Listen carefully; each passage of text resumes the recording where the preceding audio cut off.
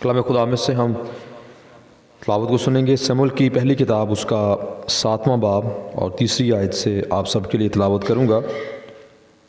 اور سموئیل نے اسرائیل کے سارے گھرانے سے کہا کہ اگر تم اپنے سارے دل سے خداوند کی طرف رجوع لاتے ہو تو اجنبی دیوتاؤں اور استارات کو اپنے بیچ سے دور کرو اور خداوند کے لیے اپنے دلوں کو مستعد کر کے فقط اسی کی عبادت کرو اور وہ فلسطینیوں کے ہاتھ سے تم کو رہائی دے گا۔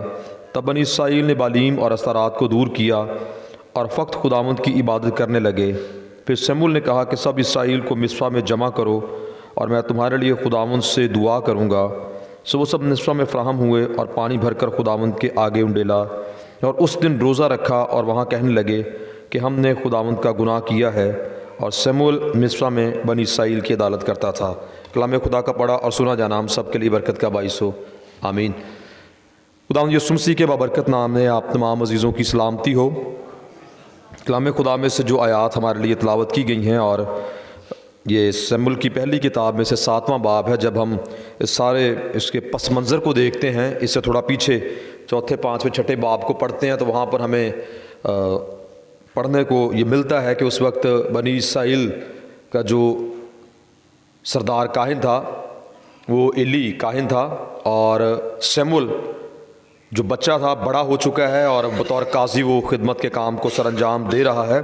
اور اسی دوران فلسطی جو بنی اسرائیل کے شروع ہی سے جانی دشمن رہے، وہ بنی اسرائیل پر چڑھائی کرتے ہیں اور بڑی زبردست جنگ ہوتی ہے، اور اس جنگ میں بنی اسرائیل شکست کھاتے ہیں۔ اور اس کی بڑی وجہ بنی اسرائیل کا خدا سے دور جانا، استارات اور بالیم کی پرستش کرنا یعنی بت پرستی کرنا، اور اسی طرح خداوند کے ان لوگوں کے لیے جو ہیکل میں خدمت سر انجام دیتے تھے ان کے لیے بھی کہ ان کی بہت ساری ایسی بے ضابطگیاں ہمیں نظر آتی ہے ایلی کاہن کے بیٹوں کی، اور اس طرح سے ہمیں بہت ساری چیزیں نظر آتی ہیں جس کی وجہ سے اتنی بڑی مصیبت بنی اسرائیل پر آتی ہے۔ اور جب فلسطی چڑھائی کرتے ہیں بنی اسرائیل پر تو ایلی کاہن کے بیٹے بھی جنگ کے لیے جاتے ہیں، وہ جنگ میں مارے جاتے ہیں، اور ایلی کاہن کو اطلاع دی جاتی ہے کہ تیرے بیٹے مارے گئے، اور ساتھ یہ بھی اطلاع دی جاتی ہے کہ جو عہد کا صندوق ہے وہ بھی چھن گیا ہے۔ یہ خبر سنتے ہی ایلی کاہن، کلام میں لکھا ہے کہ ذرا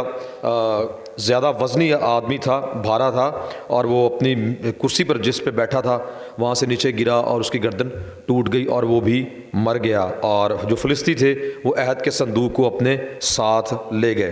اور جب عہد کا صندوق بنی اسرائیل کے ہاتھ سے چھن گیا تو پھر عہد کا صندوق وہاں سے مختلف شہروں میں، جگہوں میں، قوموں میں سفر کرتا رہا۔ سب سے پہلے وہ اسکلون میں گیا، اور پھر اکرون میں گیا، پھر اشدود میں گیا، اور عہد کا صندوق جس قوم کے پاس بھی گیا اور جو کوئی انہیں اپنے پاس لے گیا تو وہاں جیسے ہی وہ صندوق کو لے کے آتے تو وہاں پر مری پھیل جاتی، گلٹیاں نکل آتی، اور خداوند ان کو مختلف وباؤں سے مارنا شروع کر دیتا۔ وہ تو شاید اس بات کی وجہ سے لے کے آتے کہ شاید عہد کا صندوق ہم لے آئیں گے تو اس کی وجہ سے ہم پر مہربانی ہوگی، برکت ہوگی، ہم جنگیں جیتیں گے جیسے بنی اسرائیل، لیکن ان کے لیے الٹ ہوتا تھا۔ جیسے اشدود میں پہنچا تو وہاں پر بھی لوگوں کو گلٹیاں نکل آئیں، پھر اکرون میں پہنچا اور وہاں پر بھی لوگوں کو گلٹیاں نکل آئیں۔ پھر دجون کا ایک مندر ہے، دجون دیوتا، اس کے آگے لے جا کر انہوں نے عہد کے صندوق کو رکھ دیا۔ تو صبح جب انہوں نے جا کر اس جگہ کو کھولا تو جو دجون کا بت تھا وہ نیچے گرا ہوا تھا۔ اگلے دن انہوں نے سیدھا کیا، کھڑا کیا، اگلے دن پھر جا کے دیکھا تو پھر ویسی ہی صورتحال انہیں نظر آئی، اور پھر مری اس جگہ پر پھیل گئی۔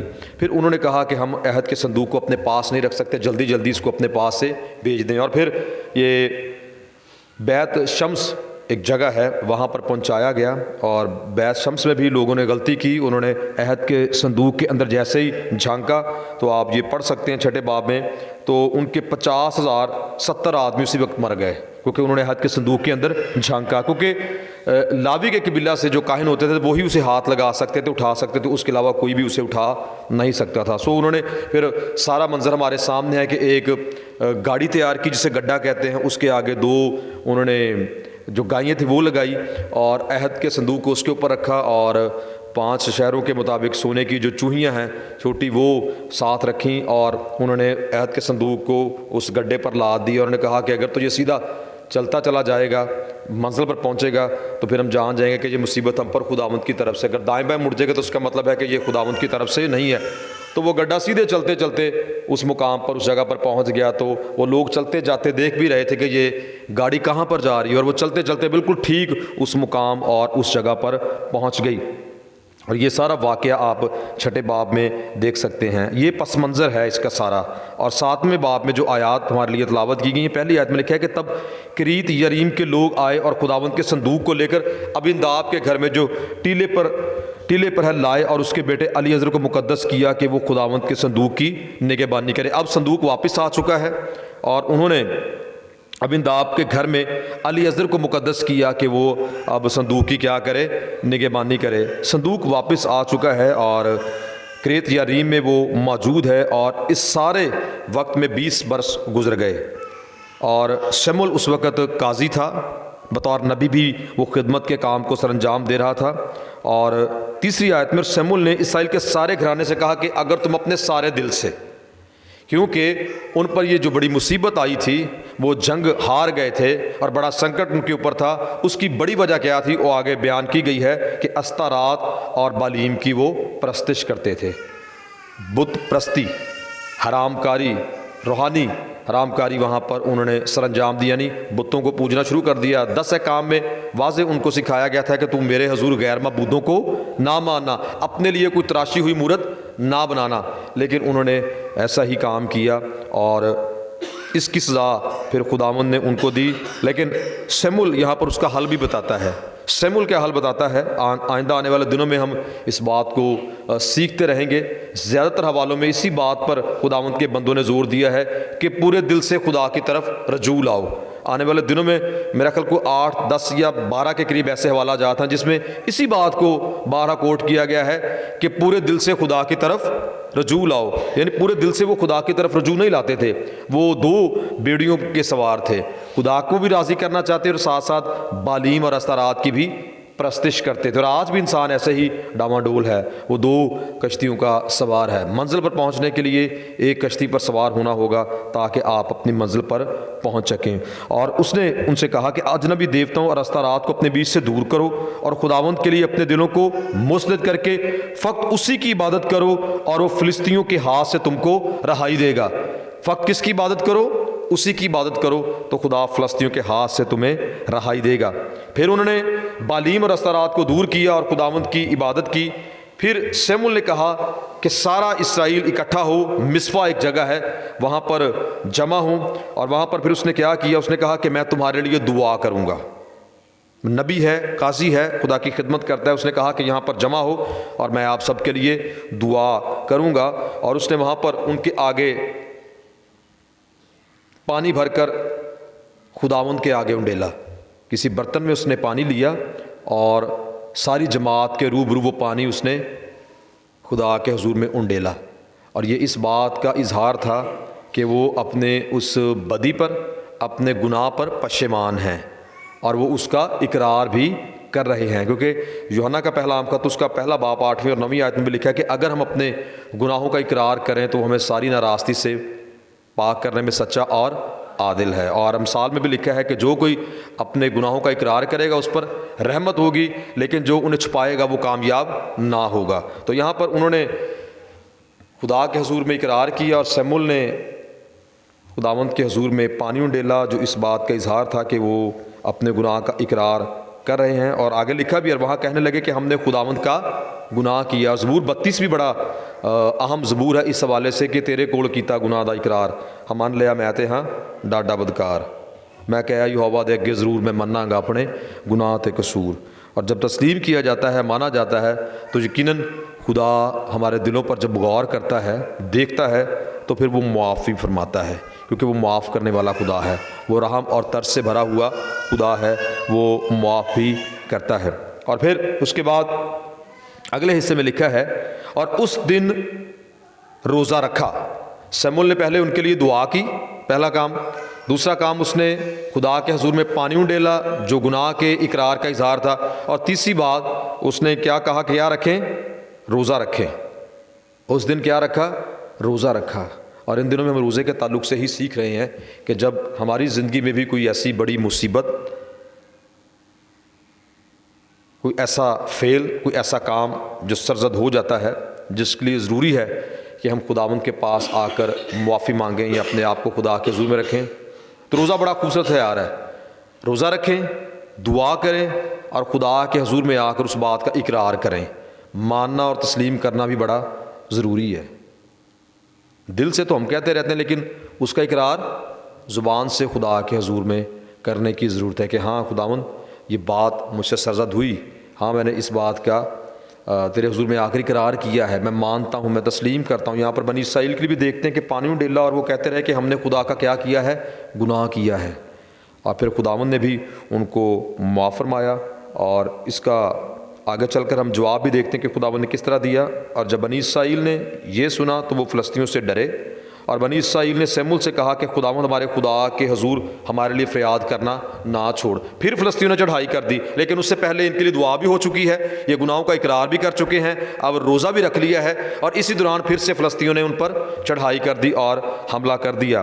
اور جب انہوں نے اس بات کو دیکھا تو وہ ڈر گئے، اور سموئیل تک جب یہ بات پہنچی اور بنی اسرائیل نے سموئیل سے کہا کہ خداوند ہمارے خدا کے حضور ہمارے لیے فریاد کرنا نہ چھوڑ، فریاد کرنا نہ چھوڑ، یعنی دعا کو کیا رکھ، جاری رکھ، دعا کرتا رہ تاکہ خدا ہمیں فلسطینیوں کے ہاتھ سے بچائے اور ہمیں فتح بخشے۔ بہت دفعہ ہم بھی بہت سارے میٹرز کے لیے، بہت سارے معاملات کے لیے ایک بار، دو بار، تین بار دعا کر کے چھوڑ دیتے ہیں کہ شاید پتہ نہیں خداوند کی مرضی ہے یا نہیں، شاید یہ بات پوری ہوگی یا نہیں۔ لیکن نئے عہد نامہ میں یسوع مسیح نے لوکا کی انجیل میں سکھایا، پھر اس نے اس غرض سے یہ تمثیل کہی کہ ہر وقت دعا کرتے رہنا اور ہمت نہ ہارنا چاہیے۔ اور آگے ہمیں بیوہ کا واقعہ بھی ملتا ہے جو قاضی کے پاس روز انصاف کے لیے جاتی تھی، لیکن آخرکار قاضی نے کہا کہ نہ مجھے آدمی کا خوف ہے نہ میں خدا سے ڈرتا ہوں، تو بھی اس بیوہ کا انصاف کروں گا کہ اس نے روز روز آ کر میرے ناک میں دم کر دیا ہے۔ تو یہاں پر بنی اسرائیل بھی سموئیل سے کہتے ہیں کہ تو دعا نہیں بند کر رہی، دعا کو جاری رکھے، دعا تو کرتا رہ۔ اور اس دعا کا اثر اس طرح سے ہوا، اور سموئیل نے ایک دودھ پیتا برہ لیا اور اسے پوری سوختنی قربانی کے طور پر خداوند کے حضور گزرانا، اور سموئیل بنی اسرائیل کے لیے خداوند کے حضور فریاد کرتا رہا، اس نے بھی دعا جاری رکھی اور خداوند نے اس کی سنی۔ یہ بات وہ فریاد کرتا رہا اور خداوند نے اس کی سنی۔ رب سچ مچ اس دی سندا ہے دعا جو اس تو منگدا ہے، اپنے اسیراں نو خدا حقیر نہ کدی سمجھے گا۔ تو خداوند نے اپنے بندہ کی دعا اور فریاد کو سنا، اور جس وقت سموئیل اس سوختنی قربانی کو گزران رہا تھا اس وقت فلسطی اور اسرائیلیوں سے جنگ کرنے کو نزدیک آئے، لیکن خداوند فلسطینیوں کے اوپر اسی دن بڑی کڑک کے ساتھ گرجا اور ان کو گھبرا دیا، اور انہوں نے اسرائیل کے آگے شکست کھائی، اور اسرائیل کے لوگوں نے مصپا سے نکل کر فلسطینیوں کو رگیدا اور بیعت کر کے نیچے تک انہیں مارتے چلے گئے۔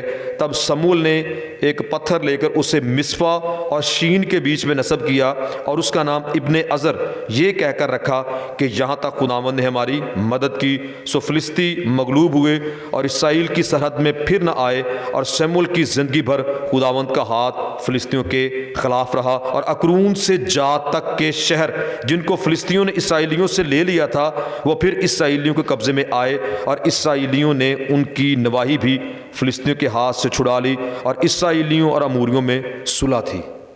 یہ آگے سارا اس کا ہم رزلٹ دیکھ سکتے ہیں، اس کا نتیجہ دیکھ سکتے ہیں کہ وہ علاقے جو فلسطین چھین چکے تھے، لے چکے تھے، ان کی بت پرستی کی وجہ سے، ان کی نافرمانی کی وجہ سے، ان کی بدی کی وجہ سے، ان کے برگشتہ ہونے کی وجہ سے، ان کے خدا کے دور جانے کے وسیلہ سے، لیکن پھر جب وہ خداوند کی طرف پورے دل سے رجوع آئے، خداوند کے خادم نے ان کے لیے دعا کی، خداوند کے حضور میں آ کر انہوں نے اپنے گناہ کا اقرار کیا، پھر انہوں نے روزہ رکھا اور سموئیل سے گزارش کی کہ ہمارے لیے فریاد کرنا نہ چھوڑ، دعا کو جاری رکھ، اور پھر اسی دن خدا بڑی کڑک کے ساتھ فلسطینیوں پر گرجا، اور اس کے بعد سارا منظر آپ کے سامنے بیان کیا گیا ہے کہ بنی اسرائیل نے ان پر فتح پائی۔ اور پھر سموئیل کی ساری زندگی لکھا ہے، سموئیل کی ساری زندگی پھر فلسطین ان کے سامنے کھڑے نہ ہو سکے، اور باقی جو دیگر عوام تھی یا قومیں تھیں ان پر بھی بنی اسرائیل کا بڑا روب، دبدبہ اور خوف چھا گیا۔ جب خدا میرے عزیزو کام کرتا ہے پھر جنگ ہماری نہیں رہتی، پھر جنگ کس کی ہو جاتی ہے؟ خدا کی ہو جاتی ہے۔ اور نئے عہد نامہ میں بھی پولوس بیان کرتا ہے کہ جب خدا ہماری طرف ہے تو کون ہمارا مخالف ہے؟ کون ہمیں مسیح کی محبت سے جدا کرے گا؟ نہ جنگ، نہ کال، نہ فرشتے، اور بہت ساری چیزوں کا وہاں پر بیان کیا گیا ہے۔ لیکن فقط بات یہ ہے کہ پورے دل سے خدا کی طرف کیا لائیں؟ رجوع لائیں۔ کوئی کمی ہے، کوئی خامی ہے، کوئی کمزوری ہے، خدا سے دوری ہے، ناراضگی ہے، پلٹ کر خداوند کی طرف آئیں اور پورے دل سے خدا کی طرف رجوع لائیں۔ اور جب پورے دل سے خدا کی طرف رجوع لائیں گے تو پھر خدا آپ کے راستوں کو سیدھا کر دے گا، خداوند آپ کی راہوں کو آسان کر دے گا، خداوند آپ کی مشکلات کو بھی کیا کر دے گا؟ آسان کر دے گا۔ خداوند کلام کی باتوں کے وسیلہ سے برکت دے اور ہمیں ان پر عمل کرنے کی توفیق عطا فرمائے، آمین۔